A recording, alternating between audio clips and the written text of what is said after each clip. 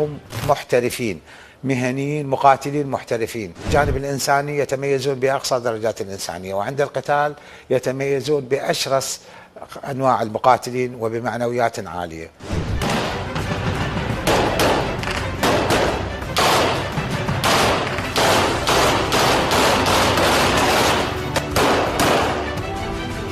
في ناحية الحفاظ على الممتلكات العامة نجحوا في ذلك، فلهذا هم حققوا نجاحا مطلقا. نفتخر بهذا الجهاز الذي كان الدعامل لعملية التحرير، وفي نفس الوقت لهم فضل خاص على وزارة الكهرباء، لأنه بالتنسيق معهم استطعنا أن ننقذ العديد من المحطات.